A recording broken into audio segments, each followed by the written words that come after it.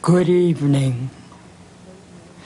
Certain NBC executives feel it would be a little unkind to present this show without just a word of friendly warning. We are about to unfold a show featuring David Letterman, a man of science who sought to create a show after his own image without reckoning upon God. It's one of the strangest tales ever told.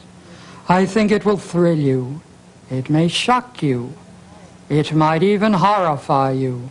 So if any of you feel that you don't care to subject your nerves to such a strain, now's your chance to, well, we've warned you.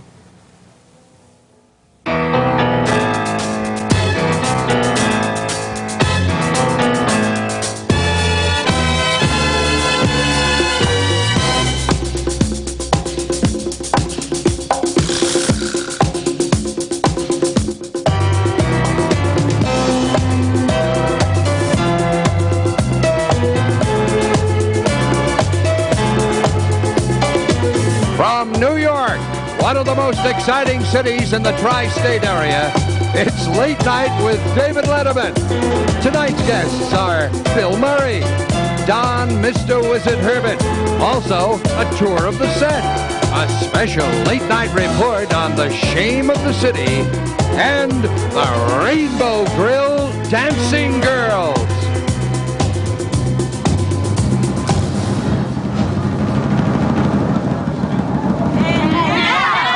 A man who shouldn't be up this late, David Letterman!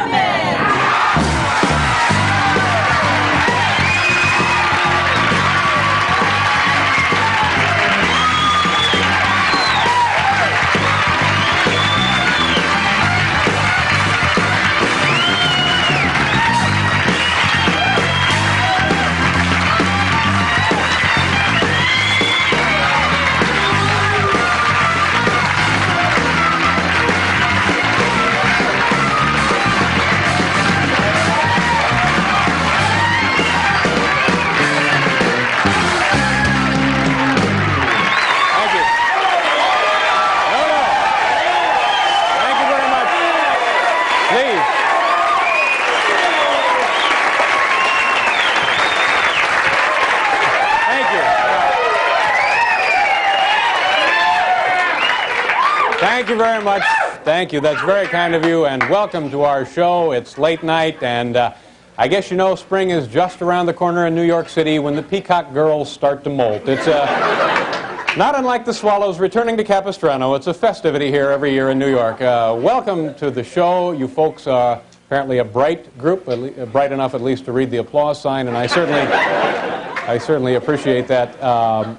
I'm very excited about this new show, and it's a big 3 or 4 days for NBC.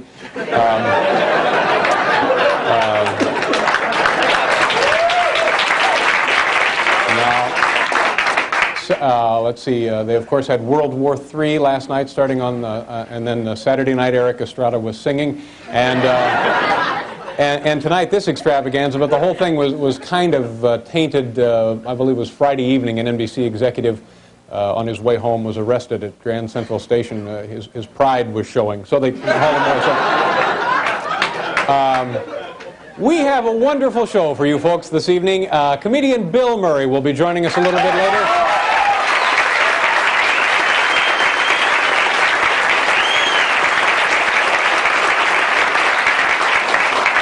A guy who has been a longtime favorite of mine, you know him as Mr. Wizard, Don Herbert will be joining us.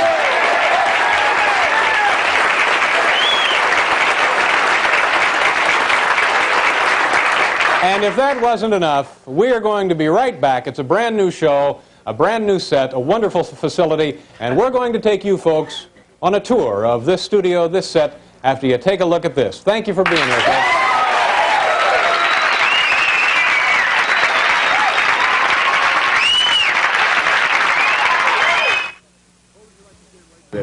What would you like to see on late night television? Various ways of joining metal. Okay. Something about how to join metal. I would like to see the metal is joining. Oh, I wish there was a show that had information on how metal is joined.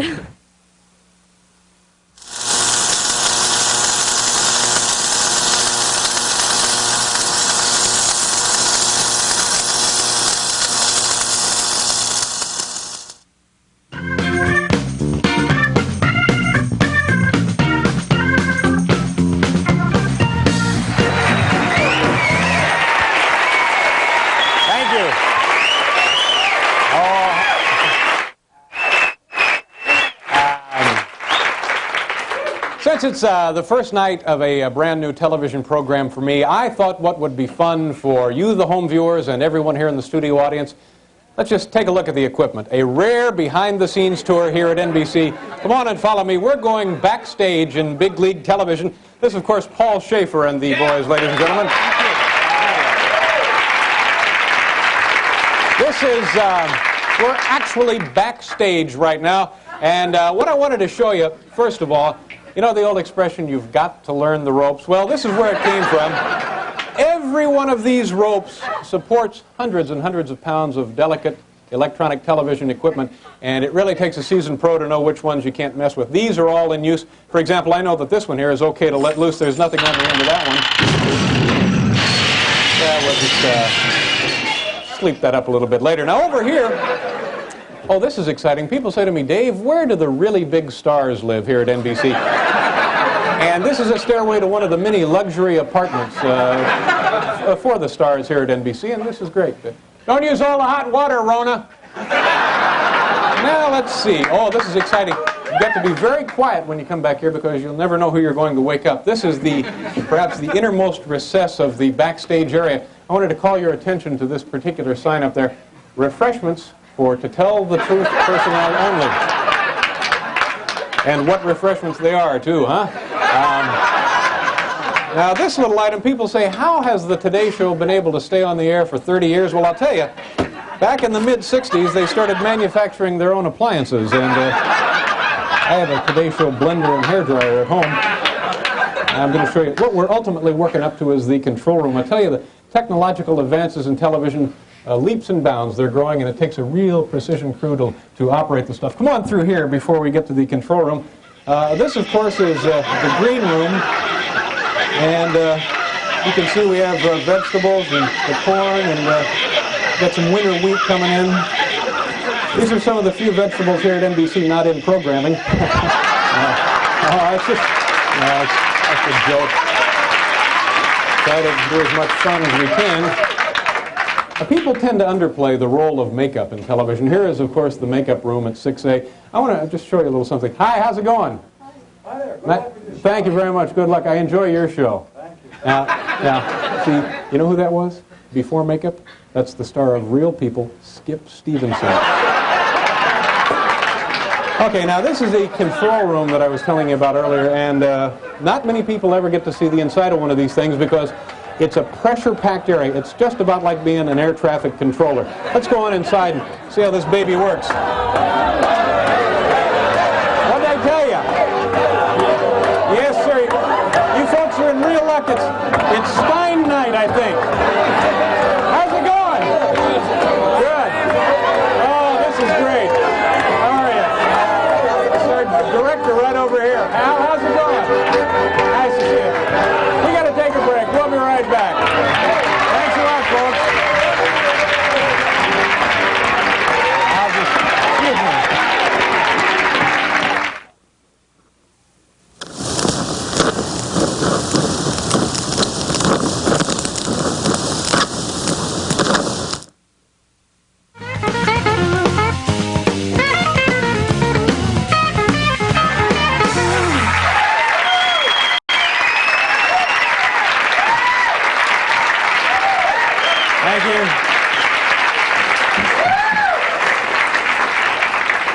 We got a guy trapped over here. This will be fun to watch. Come on. Just crawl on through here. That's all right. Go right ahead. I enjoy seeing a grown man do that occasionally. Go ahead. It's our producer, ladies and gentlemen.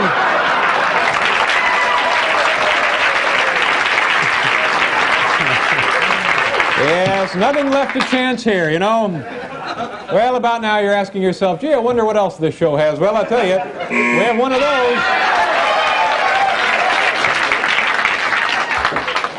It's a pleasure for me to introduce my first guest with credits that include Saturday Night Live, the films Meatballs, Caddyshack, Where the Buffalo Roam, and Stripes. Bill Murray has become one of the top box office draws in show business. And besides that, he's a very funny man, and it's a pleasure to have him on our first program. Ladies and gentlemen, Bill Murray.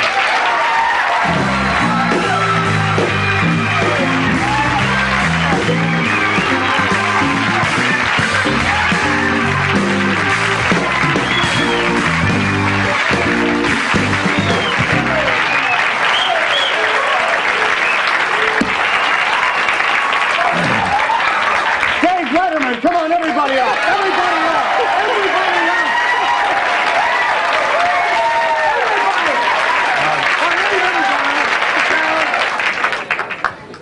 Hi, Bill. How's it going? Fine, nice to see you. Good. Thanks for being on the show. I certainly appreciate that. Oh, good. Well, I just wanted, I hope you don't take any offense. Offense of what? Well, I just came in. You folks in the studio probably don't know this, but I had to go I had to go back home, and I came right back, and I got caught in traffic. They were a little nervous out there, but it was no problem. It's just that I'm not wearing shoes right now. No, I'm just kidding. I have shoes. Oh, there was a problem earlier? No. They shouldn't have, they didn't tell you, obviously. You look sedated, so obviously you don't know. Something happened that we don't fully understand? No, nothing happened. Well, anyway, I'm happy that whatever the difficulty was, you got it ironed out. Right? Oh, yeah, no problem. Okay. Can we go on with the questioning? Yeah, where have I been? Or no, okay, go ahead, whatever the question is. You were in the Stripes. I missed the first part of the show, by the way. What happened? Is it going well? I know this is the first show, and I think this guy needs a little support. Dave Letterman. All right, okay, good. All right, okay.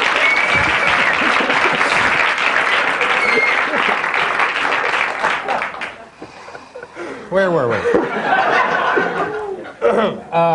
You were going to ask me about the last time I was on your show. Oh, yeah. Well, this may not be of any interest to anybody, and it's barely interesting to me, but let me... They're pumped up out there. What are you playing with there? It's just lint. It's just lint from inside my pocket. Here, I got more. Now, this is interesting. You were in a movie last year that was #5 in the box office tabulations. No, it was number 3. Number 3. You're a major star, and yet here you are playing with lint balls. Well, I wish that you would quit trying to run my life, Dave. Okay? No, I mean this. I mean it. You've got everyone here under your spell. It's obvious. You had them doing deep breathing exercises before the show. I don't like to see it. I know you're on here late night where no one can stop you. But this kind of thing is not going to go on as long as I have some connections here in this building, the RCA building. I saw what you did to Mr. Wizard. Don Herbert. He has the wizard in his pocket. And you just can't use science for your own ends, Dave. You can't play God with people. When are you going to get off the high horse? Smell the coffee brewing. So, do you miss Saturday Night Live?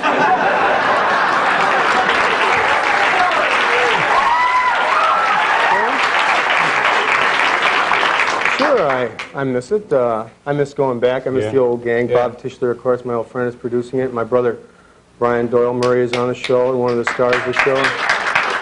Wait a second, what's happening to me? I just fell back into your old trick, your old mind game. I'm reading these goofy questions, answering your little questions off the card. Well, do I miss Saturday night? You never missed anybody or anything. You got out of Indianapolis and didn't look back. I'm just waiting for the other shoe to fall on you, man, and I want to be there when it hits the floor. You know what I'm saying? Better yet, I'm going to do nothing about you, even though I could. It's interesting. I had a chance to strangle Richard Nixon, and I didn't, and I regret it. And here I am, inches from... I don't know what's keeping me from doing it. So, now that you're well known, is it harder to be funny? Well, It's not, well, it's a little bit different. You know, you go out to a restaurant, you can't eat, you know, and people want your autograph and so forth, and it's hard to eat. What am I doing? What's happening? I swear, Letterman, if it's the last thing I'm going to do, I'm going to make every second of your life, from this moment on, a living hell. For what you've done. No, go ahead and talk to them. They're all singing your song tonight, Dave. Go ahead. I'll never make it home tonight. I'll tell you what. I'll never make it home. You should see the guys he's got in my dressing room waiting. We're going to take a break, the towel off, Bill, and then we'll be right back after you take another break.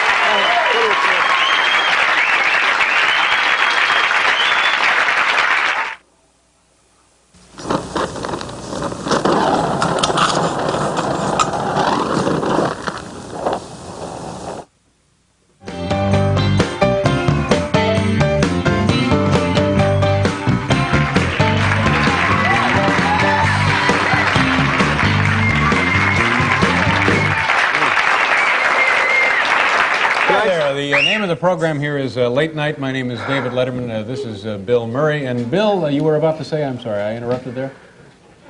I owe you the biggest apology anyone has ever given anyone, David. I owe you an explanation for the way I behaved. I have been working like a dog on a project that no one else is even involved in. That's why it's so damn hard. I'm doing it all by myself. And doctor has told me that I could crack at any time, and unfortunately it had to happen here tonight, your first show. Had kind of a breakdown here, huh? Well, I have a sort of a chemical imbalance. It's not anything, it's just a salt problem, and I just need a certain amount of maintenance. Yes. And I forgot, I was rushing around, you know, and everything, and I just forgot, you know, to take the pill and everything. But you're okay now? Well, I'll tell you, I'm a little embarrassed, but I am okay now. Oh, that's I great. just wish you, because I love this guy. I love this guy so much, and if you knew, there's only one person that's helped me through all of this, and it's been David, with a phone call or a note, just a little scribble on, you know, from the desk of David Letterman. It's so sweet. It's there, you know, I open the How mailbox. about the candygram? A candy. It's everything. It's all these things. They add up. You know, it's like, oh, Bill, do you need a ride for Christmas or anything like that? He's always been there. The only one. And when you called earlier today, I said, don't worry about a tie. Right? Yeah.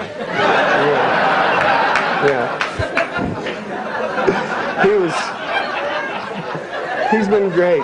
I love this. Can we do this? No, we can't. Can we do this? Come on. No, we're not. Can we do this?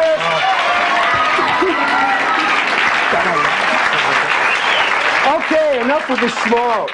All right, I got a little bit misty and it's over. I understand you've brought a videotape with you. Something I made in my backyard, and I'm so proud of this. This is the project I'm talking about. It's This is what you're working so hard on. This is it, and I've been working night and day, all by myself. I found a little animal, and this little guy was being kept and forced to work in a Chinese restaurant. He's six weeks old. That's four years in adult years old. 4 years old. And this little guy had to remember how to prepare 50 different Chinese meals. Now, you imagine a 4-year-old trying to...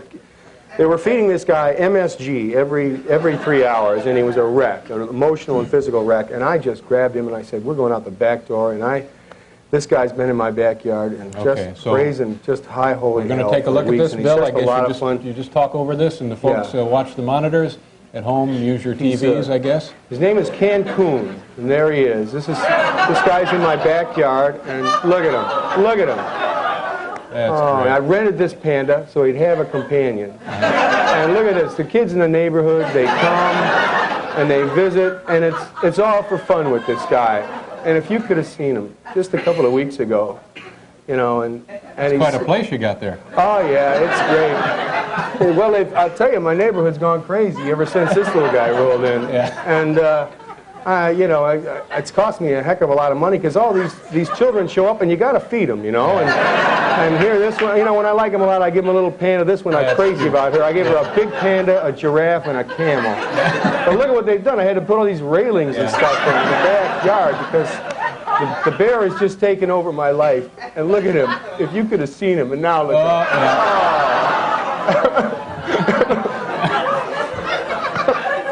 Look at him.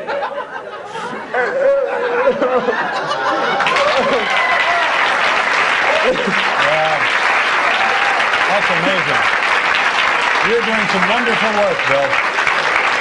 Can we look at a little of that again? Well, I don't know if we, do we actually have time to roll this? Would you like it? It's all right. Well, we leaving now? Oh, great. Oh, here there it is. Yeah. See? I built this for him, see? It is a little more exciting the second time around, is it? I tell you what, we're going to, we're leaving now? We'll be right back, Bill. Don't you worry. Mr. Wizard will be joining us in the next half hour.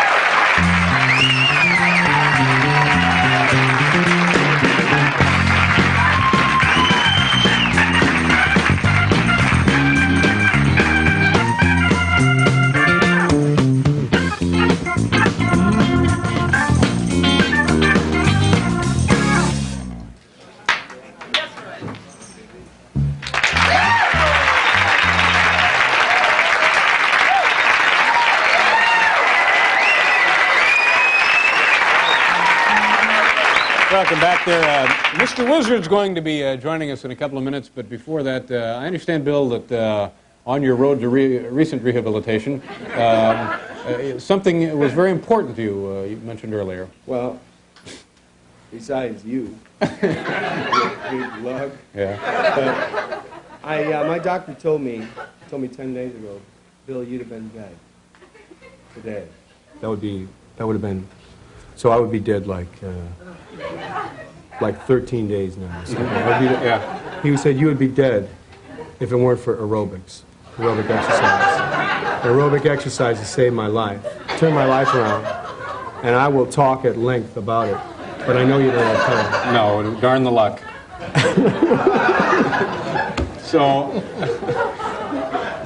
So you're going to? Yeah, well, what? You're going to do a little of that for us, right? Well, wait a minute. Well, it's aerobics thing. It's really kind of a morning. It's a morning. I like to do it early while I'm still fresh, or sometimes after lunch after a big meal, just to blow a little up at late night like this. Well, technically, this is morning now. Well, anytime after midnight, generally considered. Yeah, well, I got to feed Cancun in a couple hours. Say, do you guys know the new Newton-John thing?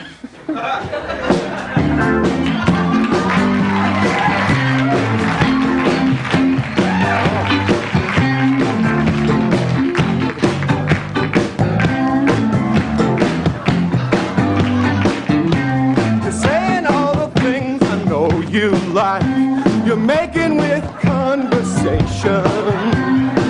I gotta handle you just right. Do you know what I mean? I'm sure you'll understand my point of view. We know each other mentally. You gotta know that you're bringing out the animal in me. Let's get physical.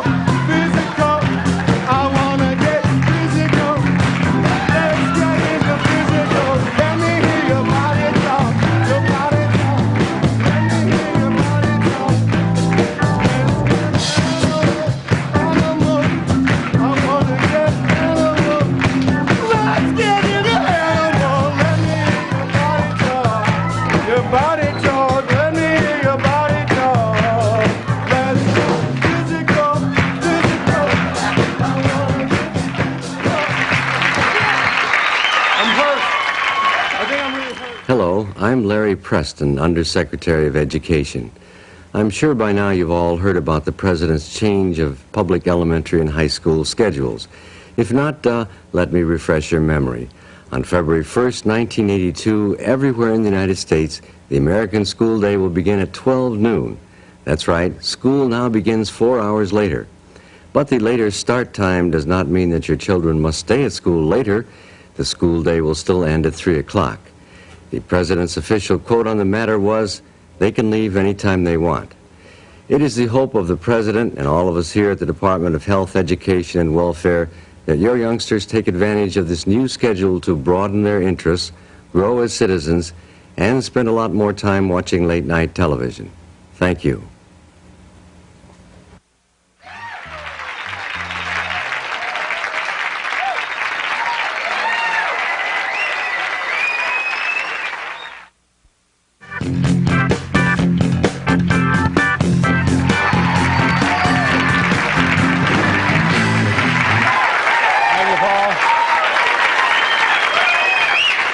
Thank you.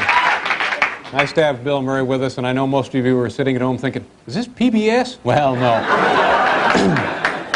You know, because we're on at late night, we have a chance to do some hard-hitting, in-depth news reporting during the day, and whether you know it or not, there are just a couple of things wrong with New York City.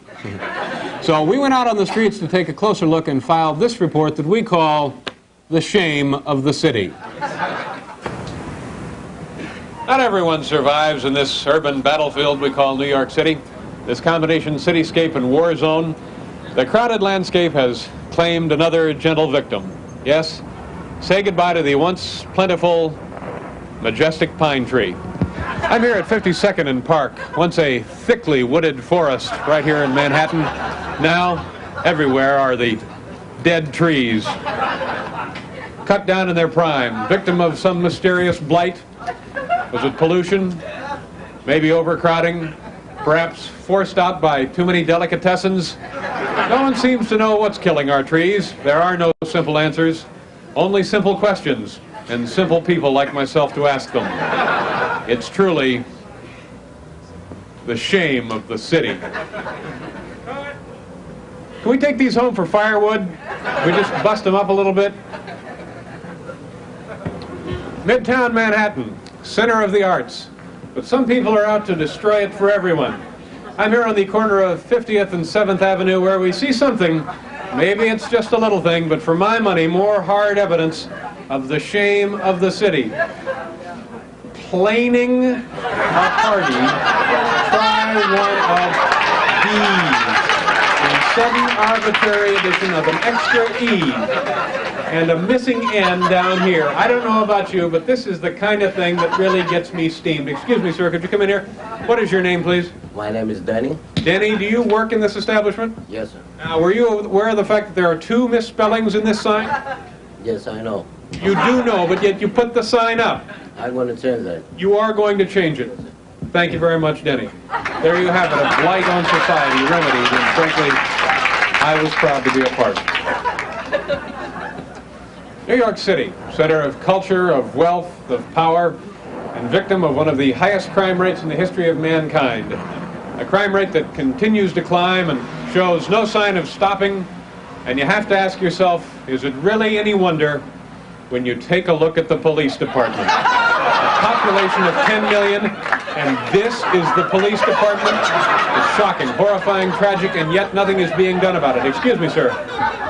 Do you work here? Yes, I do. Are you the only one who works here? Yes, I am. Unbelievable, yet it's true.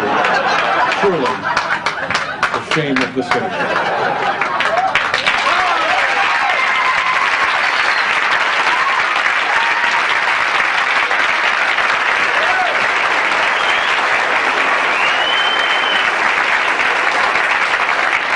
From roughly the years 1951 to about 1965, there was a television program on Mr. Wizard. Don Herbert, of course, was Mr. Wizard.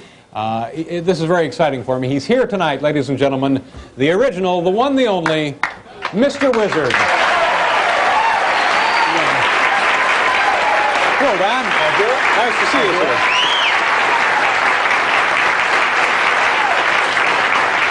We're going to do some neat stuff here. Before we get into that, well, in those years, was there ever any serious mix-ups where a little kid was roughed up a little on the show? No, not really, because of the kind of show we were doing, you know, anything could happen. It was perfectly all right. Only once. We did an experiment in which we would put a bottle over a candle and then light the candle with a little coil next to the wick. And one time in the rehearsal, we got the wick wet. So when we got it all set up, we turned on the current, it got hotter and hotter and vaporized the candle so that in the bottle we had a mixture of vaporized paraffin and oxygen, and suddenly it disappeared from the close-up. up into the lights. And, of course, I was shocked because I thought, my God, the bottle blew up. It turned out I heard it clang down behind me, so I knew that and the child was standing next to me. They were covered with water, and I was too. And then as soon as I saw that she wasn't hurt, well, I got out a towel and wiped her off, wiped myself off, and we went right on doing it. Was she stunned a little bit? Yeah, she sure was. And that was the only time we ever edited the show. We cut the laughter of the crew. We kept everything up. What crew doesn't love to see a kid vaporized? You could hear them laughing way in the control room. It was horrible. As they say, what are we going to do this evening? Well, I brought some of sort of my favorite, almost classical experiments to do. The first one is here is a bottle of soda water. As you know, there's gas dissolved in it. Here is a baby bottle that has a measuring along the side, and I want you to sort of guess how much gas is dissolved in this bottle. Here's 4 ounces. Is it less than 4 ounces, between 4 and 8 ounces, or more than 8 ounces? And I have to guess? Well, you know, go ahead. How much? I'm guessing the amount of gas in this bottle. That's about 10 ounces here. Oh, I would say it's probably less than 4 ounces of gas. Okay, you will find out. Here's what we will do. I feel like a kid. We've already lost some, right? Yeah. Now, what kind of gas is in there? It's not carbon dioxide gas. Right. Okay. We'll pour it into the baby bottle. Do many babies drink club soda? Not with this nipple, because this is a special kind of nipple that does not have a hole in the top. Well, what's the point of that? Well, they're called blind nipples, and the mother is supposed to make her own holes for every side. Now, would you take it and shake it, please? Take it and shake it? Shake it. Take it and shake it.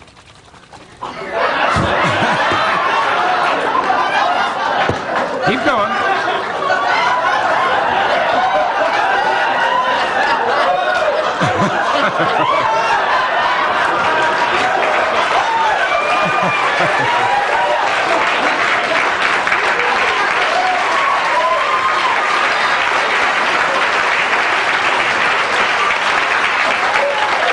We lost a little bit. Lost some gas, but that'd be great on the subway. People would stay away from you if you had one of those, wouldn't they?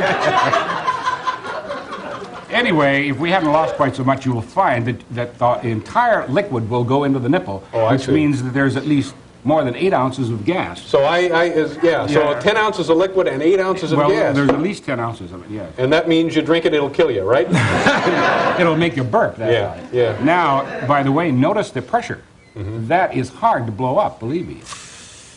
There we are, back to normal again. Good heavens. Anyway, there you are.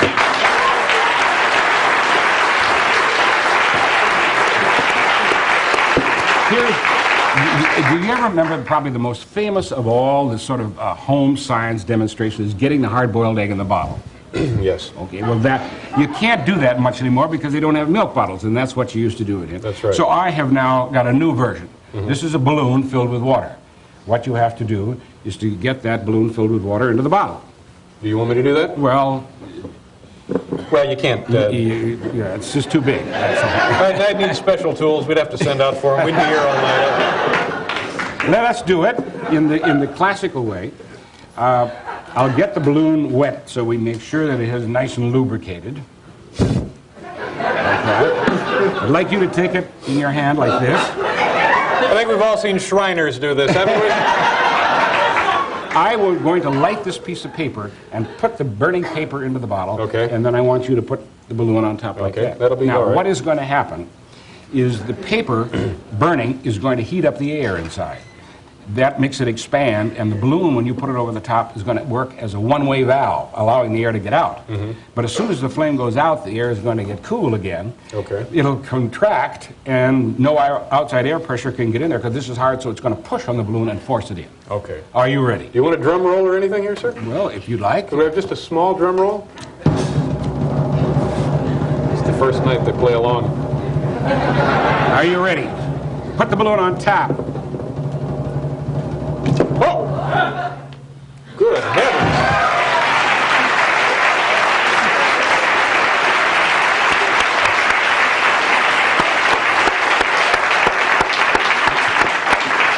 Now the question is, how do you get that sucker out? Yeah. an ice pick is handy, but the reason why it went in is because the air pressure pushed it in, because we lowered the pressure there. All we have to do is get the balloon down here like this. If you try to pull it like that, you're going to make this air pressure less. So what I'd suggest that you do is the following. We have just 2 minutes here. We want to get to the other one, too. All right. Well, what we do... See, the problem is this hardly ever comes up in real life, though. In fact, that's one of the things that people very often would say, why do you want to get the egg in the bottle in the first place? Well, they're just sort of fun to do. Okay, here comes the balloon. I have a straw, you see, in there next to it. Right. So as you pull up on the balloon... It's the same principle of the shoehorn. Okay. Would you pull on the balloon? Pull on the balloon. Well, now this is...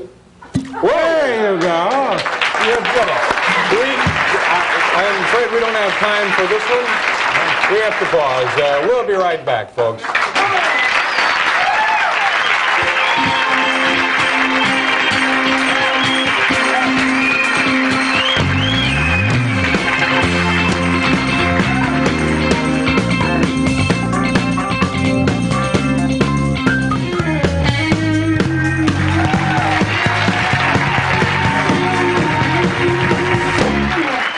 Thank you very much, Paul.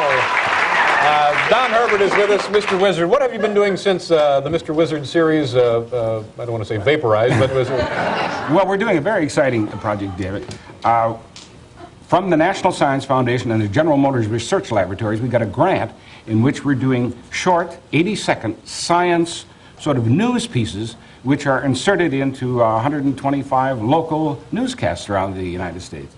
So I'm sort of the local science reporter. Great. They're not doing, you know, ridiculous things like this, but real legitimate science. Oh, no, this is important. I don't think the Russians can do this one yet.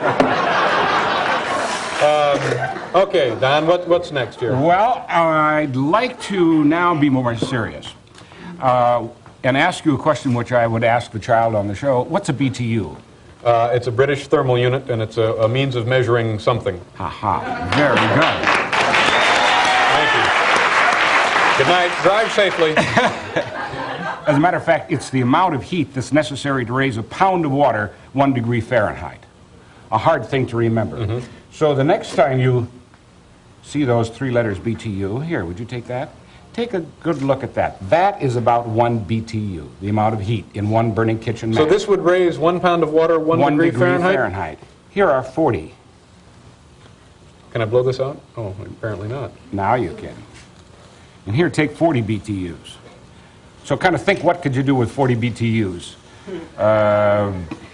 Song Happy Birthday comes to mind. If you're trying to boil an egg, well, you might get the water hot, but you run out of BTUs really before. And now a furnace puts out 150,000 BTUs. So the next the average household furnace? Yeah, household furnace. So think of a pile of 150,000 matches.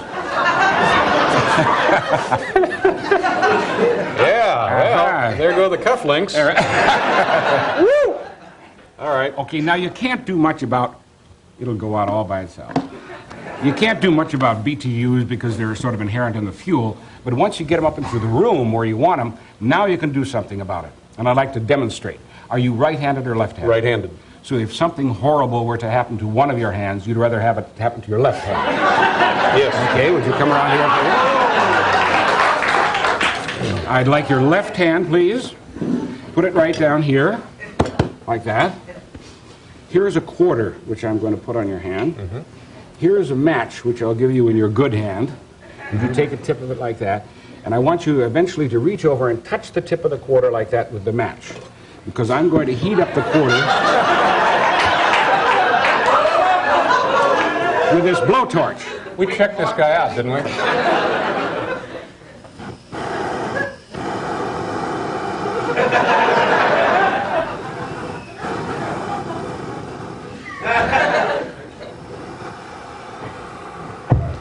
Now I'm going to cover your hand with some insulation. Okay. This is modern insulation. And I'll pat it down so there's about... Here, kitty, kitty, kitty, kitty, kitty. There's about an inch or so of insulation above your hand. I'll put the quarter on the top. Now, whatever you do, don't move that hand, because here comes the blowtorch.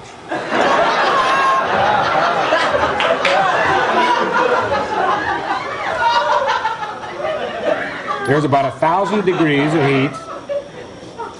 You ready with a match? Okay, as soon as I take the blowtorch away, touch the match to the quarter. You ready? Okay, touch it. But don't move that hand. Whoa. That's how hot that was. Now you can blow out the match. Still don't move that hand. Listen. It was, now you can move your hand.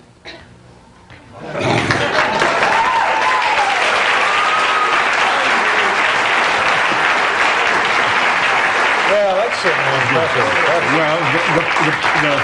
Would you like the quarters, the Well, souvenir? Oh, yeah, thank you. Oh, thank you very much. Yeah, and as Kathy Lee Crosby would say, don't try this at home, boys and girls. Good heavens, what is this stuff? It's vermiculite. It's a sort of a mica-like material that's been expanded. And this I get at the garden shop. They dig it into the soil to keep the soil moist. But it is used as insulation in the walls and ceiling of your house, and is very, very effective insulation. Yeah. There are some better on the market, but you can see it's fireproof. Oh, yeah. Well, I get the good stuff. And anyway, you can see why insulation is so important. If it could keep 1,000 degrees that close to your hand. Now, this one actually does have a practical application, Yes, like you of said. course. In the wall. Yeah. We're going to be serious now. Yeah, terrific. Your hand all right? Everything is fine. Yeah, very nice. This is fascinating stuff. Well, thank you. I appreciate you coming by. This is Don Herbert, Mr. Wizard. Everybody.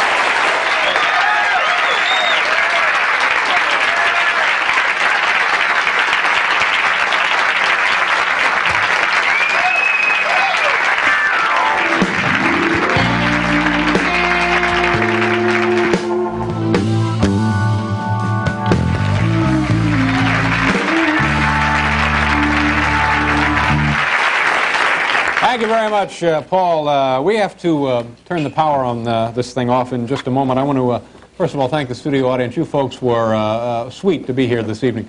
Did he say sweet to the studio audience? Unbelievable. I've never said that to a studio audience in my entire life, but thank you very much, folks. You're a handsome group of people. And by the way, if you would like Bill Murray to come to your own home and sing that same number, also my thanks to Mr. Bill Murray and Mr. Wizard, Don Herbert. And what show would be complete without the Rainbow Grill Peacock Girls, whom we saw earlier?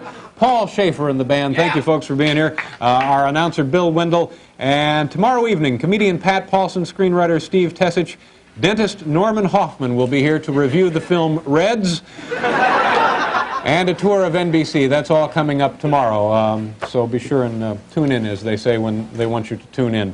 Here now to close our show is Mr. Steve Fessler, a guy from Brooklyn who for some reason has committed to memory all the dialogue of the 2.5-hour classic B film Bowery at Midnight, starring Bela Lugosi. So now for those of you who would really rather be watching old movies at this time of night, I know I would, please welcome Steve Fessler. Bowery at Midnight with Bela Lugosi, John Archer, and Wanda McKay. Extra, extra, read all about it. Read about the escape of Fingers Dolan, paper mister. You shouldn't smoke that. It might stunt your growth. If you gotta go ahead and smoke it. I'm saving it for after dinner. Dinner? You mean you got a place for a handout? Sure, over at the Friendlies. A friendly what? Ain't you ever heard of the Friendly Mission? Nah. You're sure to get some swell food there and no questions asked. But what are we waiting for? Come on, pal. There it is. Ain't it pretty? Just like I told you. Gorgeous. And the guy that runs it, he's a soft touch. Oh, good evening. I see you brought a needy friend with you tonight. Yeah, he's a pedestrian from Pittsburgh.